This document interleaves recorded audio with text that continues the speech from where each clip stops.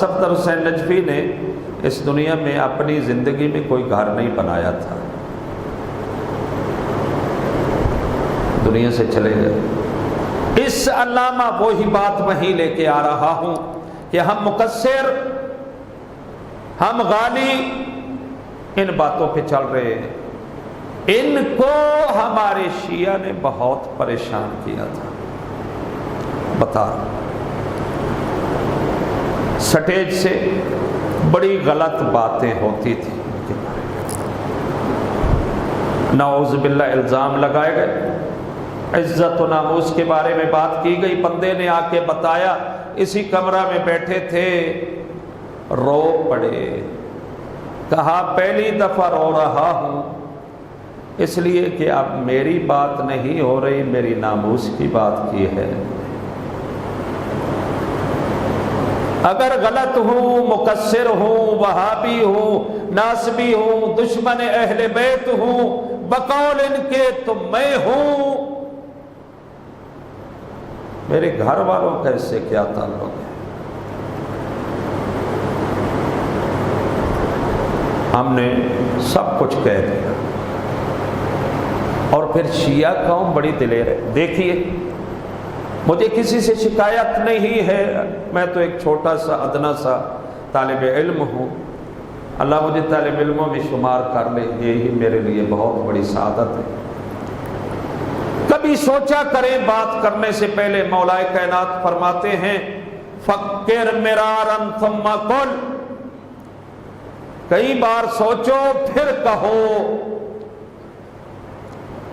یہ اعمالوں کی رات میں کچھ مومنین نے ہمیں نام دیے کہ آپ نے ہمارا نام لے کر ہمارے والدین کے لیے، فلاں مریض ہے اس کے لیے دعا کرنا، ہم نے دعا منگوائی، ان کا نام لے کر ذکر کیا۔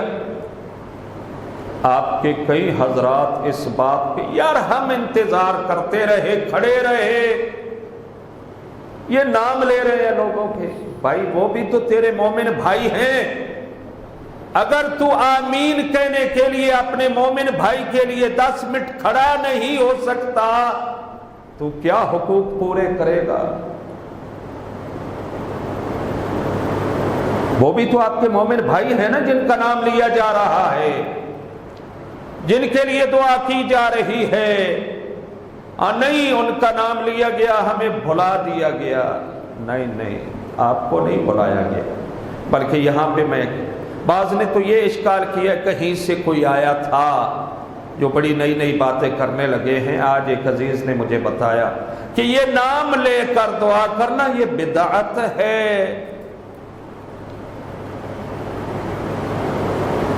یہ بدعت ہے۔ کسی بہت بڑی جگہ سے یہ بات آئی، وہاں کا آدمی تھا۔ اللہ کے بندے کچھ تو اخلاق سیکھ۔ آپ نماز شب میں، دعائے قنوت میں، 11ویں رکعت میں 40 آدمیوں کا نام لیتے ہیں۔ معصوم نے فرمایا ہے نام لے کر دعا کرو، وہاں تجھے بدعت نظر آتا ہے۔ اللہم اغفر فلاں بن فلاں، اللہم اغفر فلاں بن فلاں، ہے یہ نہیں ایسے؟ اور پھر میں نے گزشتہ روز یا اعمالوں کی رات میں آپ کی خدمت میں عرض کیا تھا، امام حسن علیہ السلام ارشاد فرماتے ہیں، صلوات پڑھیے بلند آواز سے،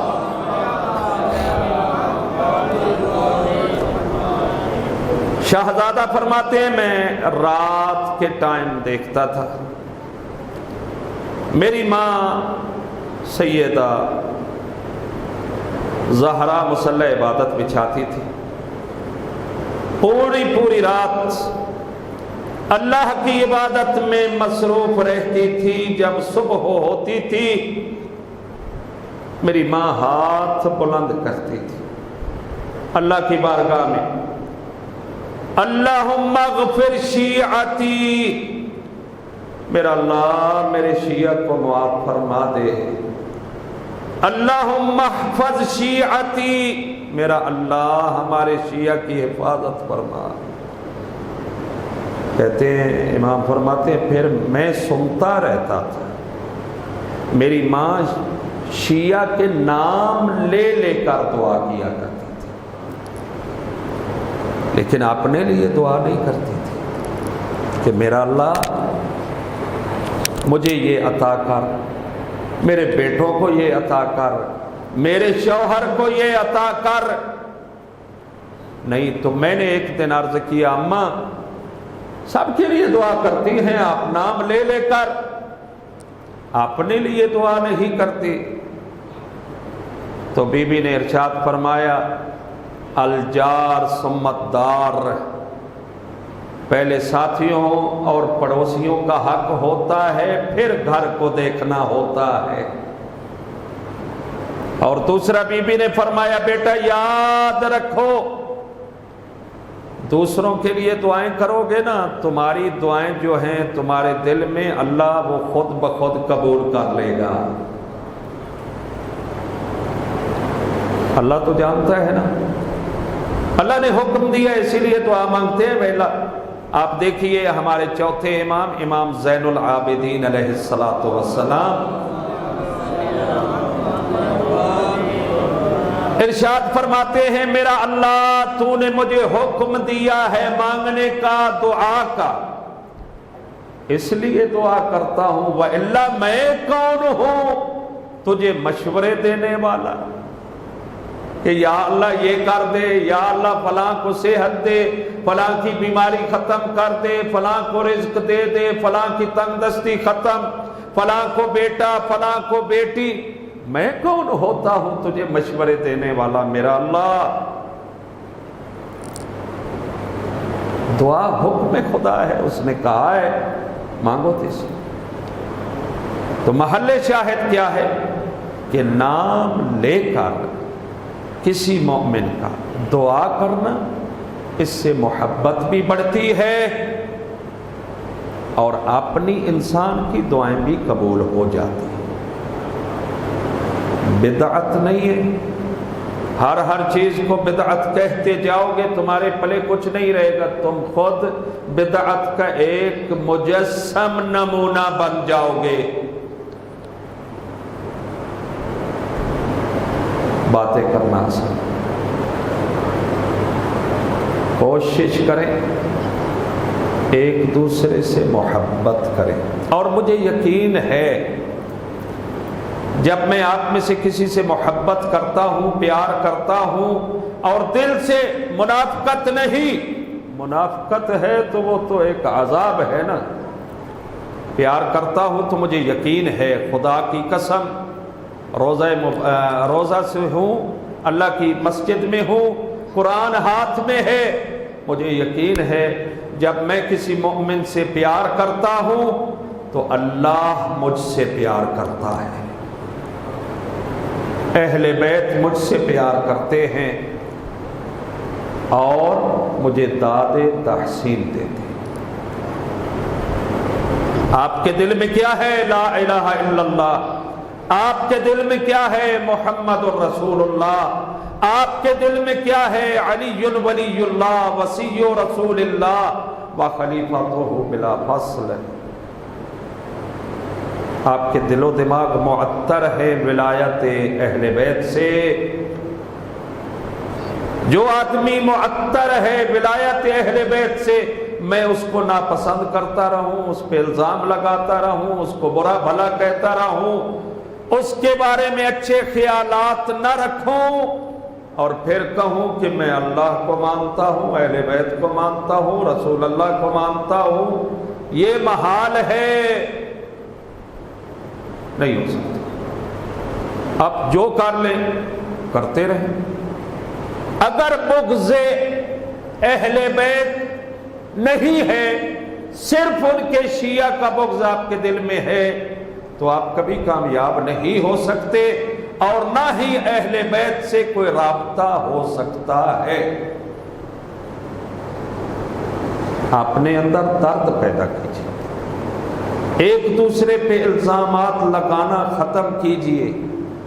میں تو مولوی ہوں نا، میں جاؤں گا، میں ایسی تبلیغ کروں گا تو ہزار جہت سے سوچا جائے گا، اس کا کس مدرسہ سے تعلق ہے، یہ قم میں پڑھا ہے یا نجف میں پڑھا ہے، اس کے اساتذہ کون ہیں، اس کے عقائد کیسے ہیں، یہ کتنا پڑھا ہے کتنا نہیں پڑھا۔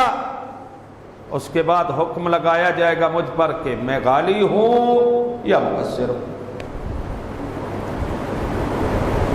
آپ میں سے ہر بندہ یہ سمجھتا ہے مجھے معاف کرنا، میں چھوٹا سا بندہ ہوں لیکن باتیں بڑی بڑی نکال دیتا ہوں منہ سے۔ آپ میں سے ہر بندہ ذرا سوچے کہ ایسی ذمہ داریاں کتنی نبھا رہے ہیں۔ آیا یہ مولوی کا ہی کام ہے، مولانا کا ہی کام ہے؟ مدرسہ سنبھالنا مولانا کا کام، مدرسہ چلانا مولانا کا کام، مدرسہ بنانا مولانا کا کام، مسجد بنانا مولانا کا کام، چلانا مولانا کا کام، نماز پڑھانا مولانا کا کام، قرآن پڑھانا مولانا کا کام، چندے کرنا مولوی کا کام۔ آپ کا کیا کام ہے بھائی؟ مولانا پہ اعتراض کرنا، مولانا کو غالی کہنا، مولانا کو مقصر کہنا۔ آپ 1000 آدمی ہیں تو 1000 کو مطمئن کرنا ہے مولانا نے، نہیں تو آپ نکال دیں گے۔ مولوی کے پاس مسجد ہے، آپ کے لیے نکال دینا آسان ہے، اس کے لیے نکلنا مشکل ہے۔ کہا جاتا ہے وہاں پہ، ابھی آپ یورپ کبھی، بہرحال میں دعا تو نہیں کرتا اللہ آپ کو یورپ لے جائے، کربلا نجف کی تو دعا کر سکتا ہوں، کبھی جائیں گے نا آپ وہاں پہ، لوگ اعتراض کرتے ہیں یہ مولانا جو ہے نا قبلہ، یہ تو ایسا نوکر بنا ہوا ہے ادارہ والوں کا، مسجد والوں کا، دوسروں کی بات مانتا ہی نہیں ہے، صرف انہی کی بات مانتا ہے۔ میں نے ایک صاحب کو کہا کہ اگر ان کی بات نہ مانے تو اس کا ویزا، اس کی نیشنلٹی ساری برباد ہو جائے گی۔ ہوتا ہی ایسے ہے۔ میں وہاں تھا ماہ رمضان میں، ایک مومن نے بڑا خوش ہو کے مجھے بتایا کہ فلاں مولانا کو ہم نے ڈیپورٹ کروا دیا ہے۔ قبلہ میں نے کہا مجھے کب کروانا ہے بھائی، میں تو ویزا میرا تو 1 ماہ کا 1.5 ماہ کا ہوتا تھا۔ میں نے کہا مجھے نہ کروانا، میں خود چلا جاؤں گا اور پھر بعد میں جو کرتے رہنا آپ کی مہربانی۔ آپ خوش ہیں کہ آپ نے شیعہ عالم دین کو ڈیپورٹ کروا دیا ہے، ختم ہو گیا مسئلہ، اب اپنی مرضی کا عالم رکھیے گا، جیسے آپ کہیں گے ویسے مانے گا۔ چلا گیا وہ، تو ابھی پاکستان میں ہے وہ عالم دین بیچارہ۔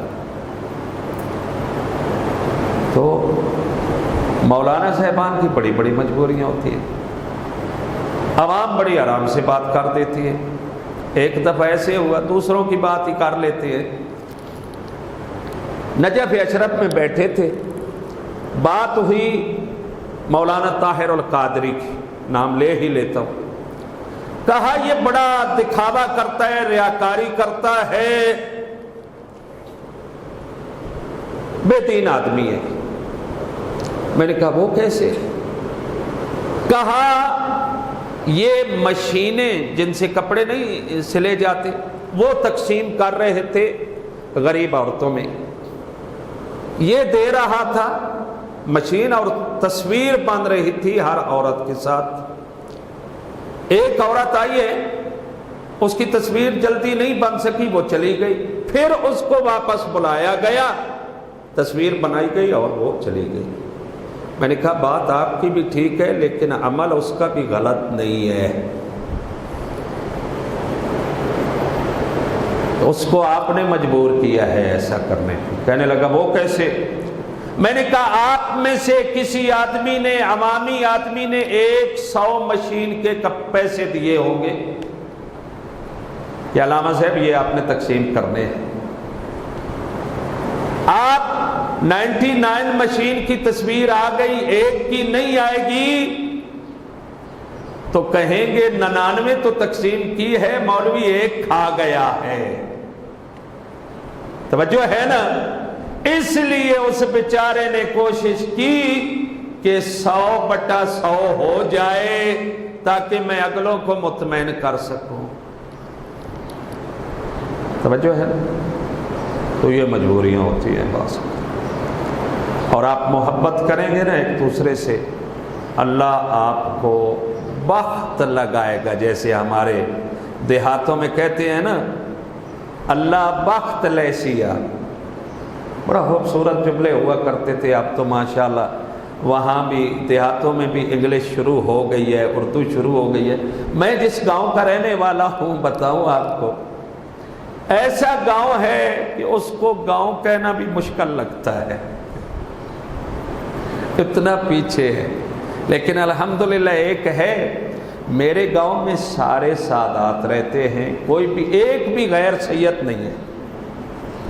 میں نے ایک دفعہ مذاق کرتے ہوئے معاف کرنا کہا تھا کہ ایک غیر سید رکھ لو نظر بد سے بچنے کے لیے یار. کہا نہیں، ایک بھی غیر سید وہاں پہ نہیں. میں وہاں نجف اشرف سے میں آیا ایک بار گاؤں میں، تو ایک بچی کو میں نے دیکھا. میں نے کہا پنجابی میں نے کہا کیونکہ پنجابی لوگ ہیں سارے، اردو کا تو خیال ہی نہیں تھا. میں نے کہا کہ تو کیندی دھی ہے، سمجھ آئی ہے نا میری بات کی پنجابی. اس نے مجھے کہا ضمیر کی. میں نے کہا یہ ضمیر کی کیا نام ہے یار؟ ضمیر کی مجھے نہیں سمجھ آئی کہ وہ اردو میں کہہ رہی ہے کہ ضمیر کی بیٹی ہوں. تو میں نے کہا یہ کیا کہتی ہے؟ تو بندے نے مجھے کہا کہ اردو میں بتا رہی ہے کہ میں ضمیر کی بیٹی ہوں. مجھے بڑی خوشی ہوئی بہرحال کہ اردو ہمارے گاؤں میں بھی آ گئی ہے، شکر، یعنی ترقی ہے. عرض یہ کر رہا تھا کہ ایک دوسرے سے محبت کرے. لوگ بڑھتے جا رہے ہیں ہر لحاظ سے، اور پھر جب محبت کرے نا، یہ نہیں ہے بعض لوگ کہتے ہیں ریاکاری ہو جائے گی، فلاں ہو جائے گی، تسبیح میرے ہاتھ میں آ گئی نا، 4 دن تسبیح پڑھ لی تو اب مجھے اچھا عمل نہیں، ریاکاری کرتے ہیں فلاں. ارے بھائی ریاکاری کا معنی کیا ہے؟ میں نے کسی کو اچھا سلام کر لیا تو یہ ریاکاری ہو جائے گی؟ میں نے اظہار محبت کر لیا تو یہ ریاکاری ہو جائے گی، یہ شرک ہو جائے گا؟ نہیں. معصوم نے فرمایا اذا احببت احدا فاخبرہ بذالک، جب تو کسی سے محبت کرتا ہو نا تو اس کو اس محبت کی خبر دے دے، اس کو بتا دے کہ میں تجھ سے محبت کرتا ہوں، تاکہ اس کے دل میں بھی محبت پیدا ہو جائے. یاد رکھیں محبتیں ہی انسان کو آگے لے جاتی ہیں، محبت سے ہی انسان کامیاب ہوتا ہے، پیار سے ہی کامیاب ہوتا ہے. اپنی قوم کے لیے کام کیجئے، اپنی تشیع کو اکٹھا کیجئے، اپنی قوم کی اصلاح کیجئے، بہت زیادہ ضرورت ہے. ایسا نہ کیا کریں کہ یہ جو ایسا کر رہے ہیں تو ہم بھی ساتھ مل جائیں یا خاموش ہو جائیں. خاموش رہنا اس کو شرافت نہیں کہتے. بعض لوگ کیا کرتے ہیں، فلاں یار خاموش رہتا ہے، بڑا شریف آدمی ہے، جو کچھ کہہ دیا جائے جواب تک نہیں دیتا. علی ابن ابی طالب نے شرافت کا معیار بتایا ہے، فرمایا شریف اس کو نہیں کہتے جو اچھی اور بری ہر بات پہ خاموش رہے، شریف اس کو کہتے ہیں جو برائی کو برائی کہے، اچھائی کو اچھائی کہے. اللہ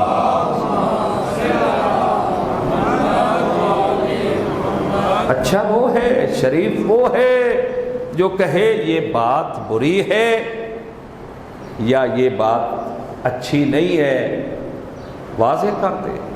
اور پھر معصوم نے فرمایا کہ جو برائی پہ خاموش رہتا ہے نا فَهُوَ شَيْطَانٌ أَخْرَسٌ، وہ شیطان ہے اور وہ بھی گنگا شیطان ہے. برائی ہو رہی ہے، طاقت بھی رکھتا ہے، اللہ نے زبان بھی دی ہے، روک بھی سکتا ہے، کم از کم انکار تو کر سکتا ہے. نہیں بھائی جو آپ بات کر رہے ہیں میں معذرت چاہتا ہوں، میں نہیں مانتا.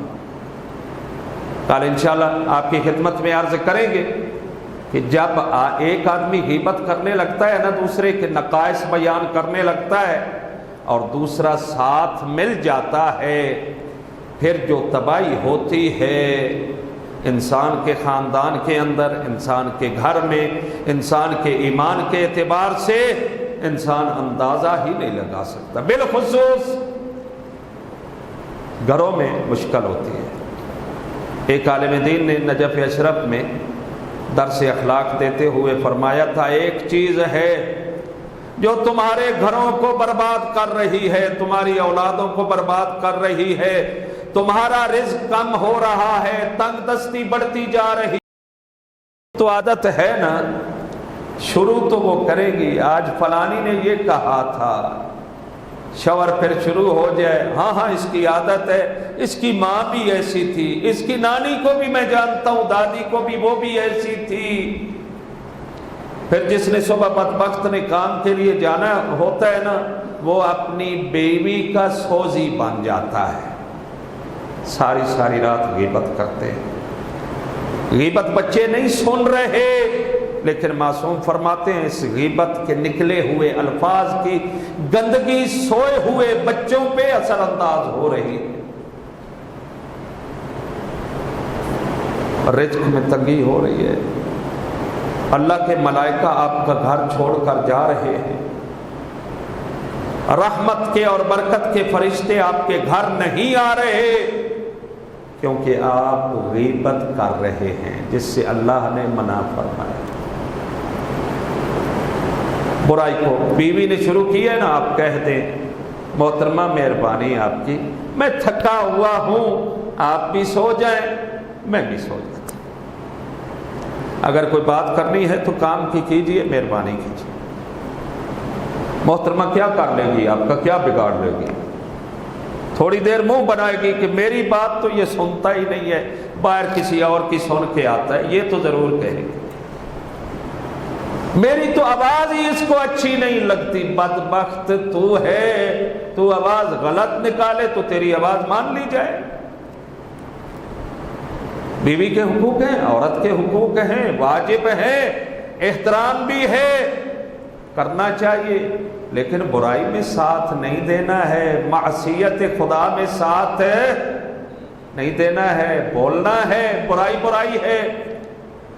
ذرا آئیے نا امام زین العابدین علیہ الصلوۃ والسلام، آخری جملہ اور آپ کی زحمت کو تمام فرماتے ہیں، اتنی تکلیف مجھے کربلا میں نہیں ہوئی جتنی تکلیف مجھے کوفہ والوں کی خاموشی پہ ہوئی تھی۔